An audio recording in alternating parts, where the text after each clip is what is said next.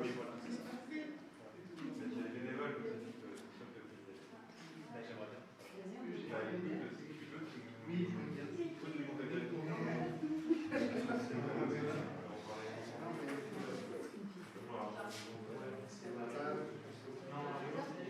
c'est juste que je vais puis après, je vais t'expliquer.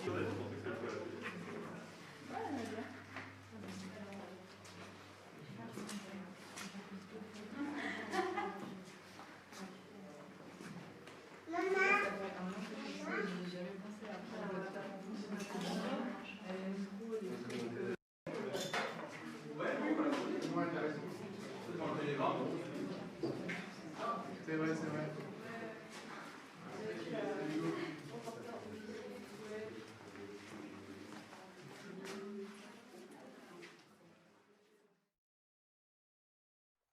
Eh bah, bonjour, moi c'est Mathieu du coup. C'est une expo du collectif Fleurest, du coup collectif quimpérois, ancien des étudiants des Beaux-Arts entre autres, mais surtout une bande de potes. Et du coup c'est notre expo au prieuré quoi, au prieuré de Locmaria. Et voilà, c'est un collectif qui a eu des rebondissements, des machins, mais on en est là. Et c'est notre première expo. Pas trop d'inspi sur la première question. Du coup, la première, on l'a fait à la Maison des Assos de Quimper. Et il faut savoir que c'était pendant le confinement, donc tout était fermé. Donc c'était une expo sans aucun visiteur, sans aucun spectateur. Mais on s'est pris la tête dessus comme s'il y avait beaucoup de gens qui allaient le voir. Et finalement, c'était à huis clos total. C'était une première expo qui s'appelait Exposition non essentielle mais vachement cool, en pleine période de confinement. Alors après du coup les Beaux-Arts, je me suis mis en coloc avec Guillaume. Du coup ça fait 2 ans qu'on est en coloc maintenant ensemble à Quimper. Toujours dans le même appart, en rue Le Déhan, le cocon, le QG.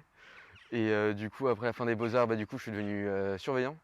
Et je continue une pratique aussi en parallèle. Et avec Guillaume du coup on a un peu essayé de monter une asso et qui reprendrait tous les potes. Et du coup on a eu une pratique chez nous, dans notre appart, tous les deux. École sans école, je pense que ça a été parce que j'étais justement en coloc avec un pote et qu'on voulait faire de la création. Enfin, on voulait faire de l'art. Je pense que si j'avais été totalement à nouveau enlevé de ça et j'étais plutôt dans un objectif de création, ça aurait été différent. Là, il y avait quand même cette dynamique, on était deux. On voulait quand même faire de l'art. Du coup, il y avait quand même ce truc un peu présent tout le temps. Alors, on ne nous l'a pas du tout proposé. On a bataillé pour avoir cette expo en fait. Parce qu'on devait l'avoir il y a 1 an de ça. Il y a eu le Covid, ça a été beaucoup de papier à faire parce que c'est une salle de la mairie et ça a été énormément de demandes, de machins. Donc ça fait plus d'1 an qu'on aurait dû faire une expo ici. Et concernant son titre, tout ça, c'était le blason de Quimper. Alors moi je suis parti sur tout ce qui était un peu mon imaginaire relatif au Moyen-Âge. Et ce qui m'intéresse le plus, moi en fait, dans le Moyen-Âge, c'est vraiment les films d'action et les scènes de combat, les grosses batailles. Donc je suis vraiment parti en fait de mon imaginaire simple, en faisant quelques recherches sur des thèmes assez spécifiques comme la torture ou les guerres, enfin toujours des thèmes un peu comme ça, un peu guerriers, un peu violents. Je pense qu'ils sont issus des films que j'ai vus hollywoodiens. Et sinon, comment on a fait pas mal de collaborations, je pense déjà par affinité, plus ou moins. Enfin, dans l'expo, il y a toujours au moins, il y a plusieurs tafs qui ont été faits à deux. Et je vois que tout le monde a taffé avec quelqu'un d'autre, du moins. Donc ça s'est fait un peu par affinité voilà, c'est fait par affinité et toujours dans un truc un peu de groupe. J'ai demandé beaucoup de conseils aux autres. Il y a eu pas mal d'échanges quoi. Il y a eu beaucoup d'échanges là-dessus.